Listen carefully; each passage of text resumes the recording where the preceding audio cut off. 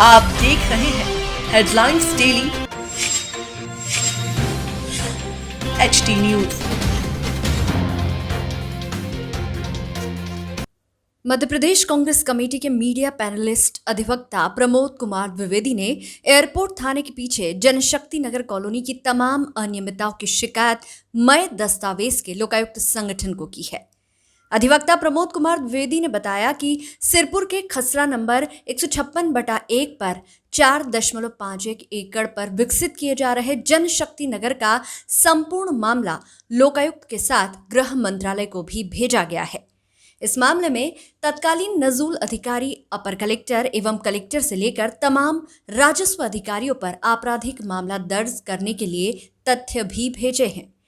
इसके अंतर्गत स्पष्ट रूप से बताया गया है कि सदर भूमि नजूल विभाग की है ही नहीं, ये भूमि मिलिट्री तोपखाने की है। जमीन पर तोपखाना भी बना हुआ है और इसकी देखरेख की खातिर चौकीदार का निवास भी बना हुआ था। सरकारी रेवेन्यू रिकॉर्ड में भी यही दर्ज है। जब जमीन नजूल विभाग की नहीं थी तो नजूल विभाग ने मिलिट्री, जो कि भारत सरकार के अधीन आती है, उसकी अनुमति के बगैर जनशक्ति गृह निर्माण संस्था को कैसे दे दी। नजूल विभाग ने महामहिम राज्यपाल महोदय को भी धोखे में रखा। 2008 में रजिस्ट्री करवाते समय भी जमीन खाली बताई गई।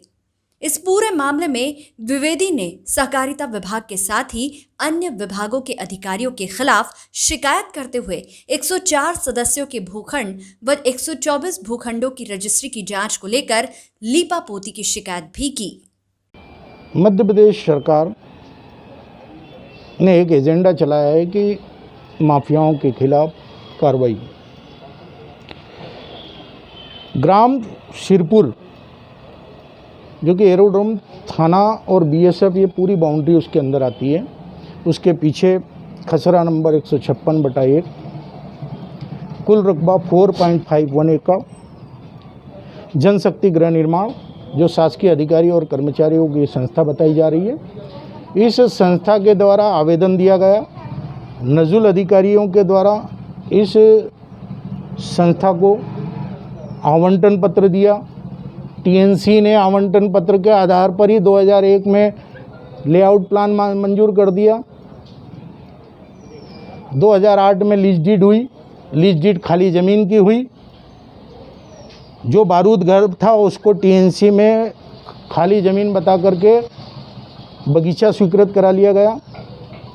जो एक और मकान बना हुआ है, आज भी आप जा सकते हैं, पानी की टंकी बनी हुई है, मंदिर बना हुआ है, उसे दूसरा बगीचा बताया। टीएनसी के अधिकारियों ने स्थल का निरीक्षण नहीं किया।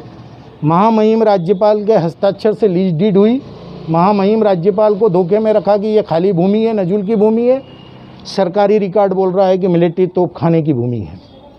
सरकारी रिकॉर्ड आज भी बोल रहा है कि इसमें बारूद घर है। सरकारी रिकॉर्ड आज भी बोल रहा है कि मिलिट्री तोपखाना स्थित है। तो सवाल यह है कि लीज डीड खाली ज़मीन की कैसे हुई? जब खाली ज़मीन की ये लीज डीड हुई, उसके पश्चात विभिन्न विभागों ने तमाम दावे और आपत्तियों को दरकिनार रखते हुए इन्हें लगातार परमिशन देते गए। आपके सामने मैंने 104 प्लाटों का लेआउट प्लान प्रस्तुत किया। रजिस्ट्री 124 हो गई। कैसे हो गई? नगर निगम में जो प्लाट गिरवी रखे गए थे, वो प्लाट पहले ही दूसरों को बेच दिए गए। कैसे बेचे गए? नगर निगम कौन? अर्धशासकीय संस्था। नगर निगम का उपायुक्त कौन? सरकारी नौकर। उपायुक्त ने कैसे कह दिया कि इस ऐतिहासिक बारूद घर को गिरा दो? उसको क्या अधिकार? उसे तो अपने तथ्य देना था कि मैं स्थल का निरीक्षण करने गया, स्थल खाली नहीं पाया गया, उसमें इमारत पाई गई है, इसलिए मैं कॉलोनी सेल से ये सिफारिश करता हूँ इसके मानचित्र संशोधित प्रस्तुत किया जाए। उपायुक्त अरुण शर्मा संगमत हैं, नजूल अधिकारी संगमत हैं, रजिस्ट्रार संगमत हैं। यहाँ तक कि मैंने कॉलोनी सेल के तमाम वरिष्ठ अधिकारियों को मैं दस्तावेजों के साथ ये साबित किया, जो गिरवीनामा आपके सामने प्रस्तुत है, इस गिरवीनामे में ही आप जो प्लाट वो गिरवी रख रहे हैं वो बेच चुके हैं। उसमें से अधिकांश प्लाट, जिन प्लाटों पर वो अतिक्रमण बता रहे हैं, जिनके आप नक्शे पास नहीं करने की बात कर रहे हैं, पहली बात तो वो ये है कि आप ऐसा किसी प्रकार से कोई शर्त के आधार पर किसी को गलत परमिशन नहीं दे सकते। कुल मिलाकर के ये लड़ाई एक आम आदमी की सोच की लड़ाई है कि अगर प्राइवेट आदमी 1 इंच ज़मीन पर अतिक्रमण कर ले तो आतंकवादी हो जाता है, पुलिस चली जाती है, उसके घर को इस तरीके से घेर लिया जाता है जैसे वो हिस्ट्री शीटर हो। और ये सरकारी अधिकारियों ने जो ये काम किया है तो इनके खिलाफ कौन सा आपराधिक मुकदमा होगा? इनके खिलाफ भारतीय दंड संहिता की धारा 120, 420, 467, 468, 471 के तहत आपराधिक षड्यंत्र होगा। महामहिम राज्यपाल की छवि धूमिल करने का प्रकरण दर्ज होगा, यहाँ तक कि नगर निगम को क्षति पहुँचाने का प्रकरण दर्ज होगा। और तो और ये लड़ाई आखिरी तक लड़ेंगे। आज मकान बन जाए, अभी इतने दस्तावेज हैं कि ये अधिकारी गिनते गिनते थक जाएंगे, इतने दस्तावेज हैं।